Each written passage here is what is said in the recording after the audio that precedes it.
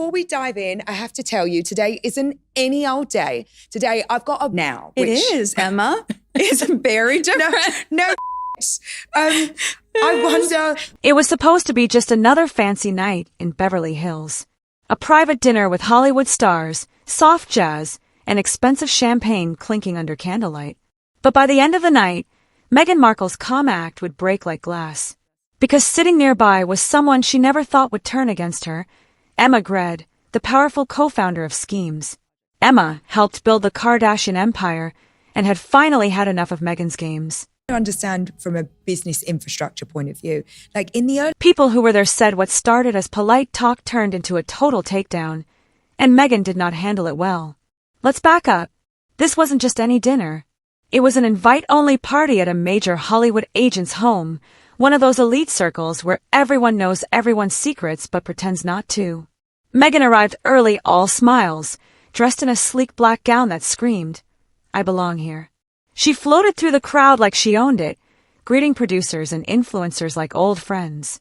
Harry wasn't there. This was her night to remind LA's power players that Meghan Markle still mattered. But she didn't know Emma was also invited. One of America's richest self-made women by Forbes. Now. Richest. Grede is the co-founder and CEO. For those who don't follow fashion and business, Emma is a big deal. She's a British businesswoman, the brain behind Schemes and Good American, and works closely with Kris Jenner. Basically, she's royalty in modern fashion, not the kind with crowns, but with billion-dollar brands and private jets. And this is where things got messy. Never in a million years would I understand it as much as I do now. Being here, right? Being here. And what has been echoed... Sources say Meghan tried to get close to Emma years ago, hoping for support with her projects and maybe a brand partnership. Meghan wanted Emma to help build her empire like she did for Kim Kardashian with Schemes. But Emma kept her distance. She's known for spotting fake people easily, and she wasn't impressed with Meghan's ideas. Fast forward to this dinner, the tension was thick from the start. Guests noticed when Meghan saw Emma across the table, her smile froze. But Meghan pushed through, talking about her new projects and women's empowerment. For a while it seemed fine. Until Emma spoke. Emma's not one to make scenes. She's polished and confident, but when she talks, people listen. So when Meghan talked about empowering women through branding, Emma set down her wine glass and said calmly, "Empowerment isn't a hashtag, Meghan. It's consistency and follow-through. You can't sell people dreams if you haven't built anything real."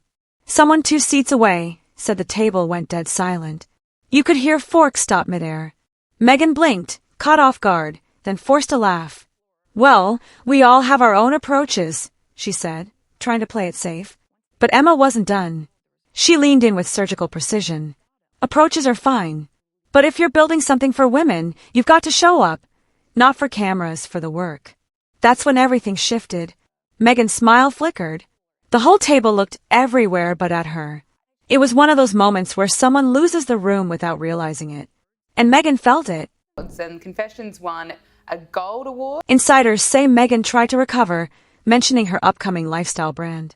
But Emma's words had cut deep. People stopped nodding politely and started listening to Emma instead. The irony? Meghan came to network her way back into Hollywood's inner circle. Instead, she walked into a trap she didn't see coming. Things went downhill fast. One source said the tension was thick enough to slice. Meghan got defensive, listing her charity work and the Invictus Games. But Emma replied gently but firmly, "Intentions don't build legacy, Meghan. Execution does." That line was the final blow. Witnesses say Meghan's eyes welled up, though she tried to hide it with laughter. One guest claimed Meghan whispered, "I don't need to prove myself to anyone." But the damage was done. The table went ice cold. Conversations continued, but nobody brought Meghan back into them. Emma kept chatting effortlessly with producers, showing the authority Meghan had tried to copy. By dessert, Meghan was barely talking. She fiddled with her napkin, smiled through clenched teeth, and left way earlier than expected. Paparazzi caught her leaving with a fake grin. But insiders said once she got in her car, her act dropped. She looked ready to explode. One person said her face was red and her hands were shaking. What made it worse? Word spread fast. Within 24 hours, whispers about the dinner were everywhere in LA circles. The story: Meghan Markle got put in her place by one of Hollywood's most respected businesswomen.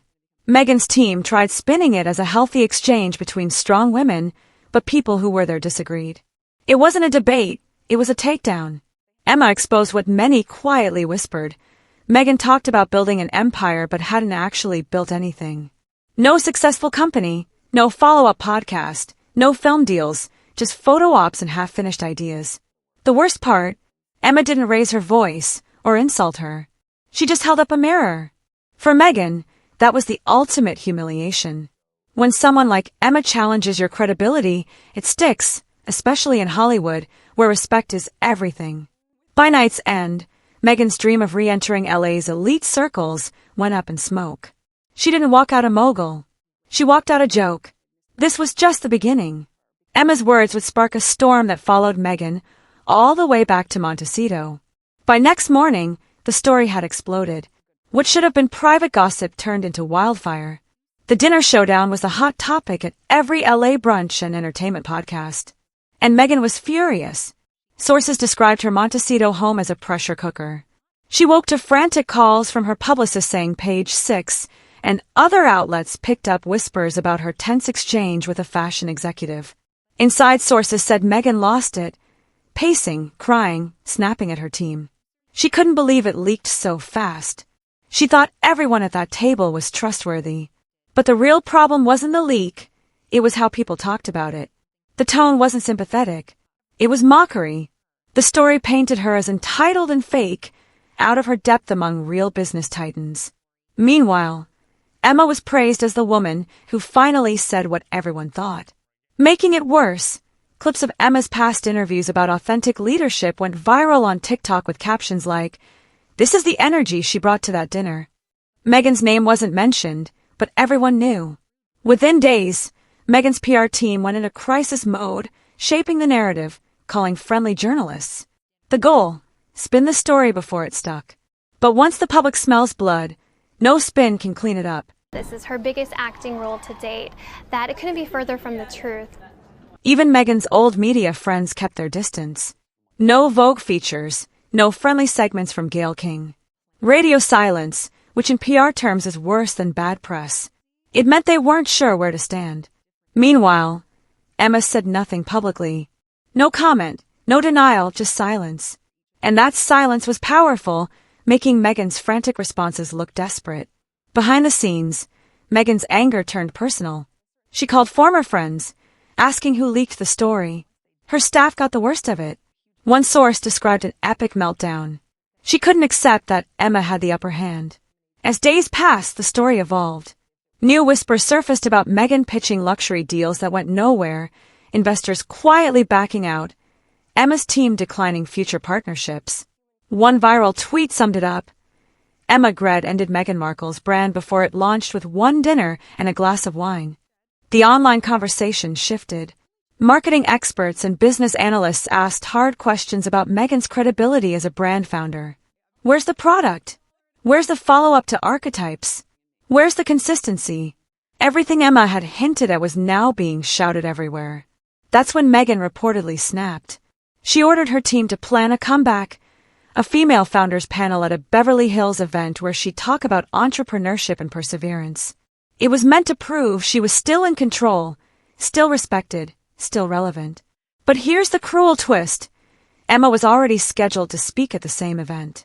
When that news hit, comparisons started again. Would Meghan show up? Would there be another showdown? Would she back out?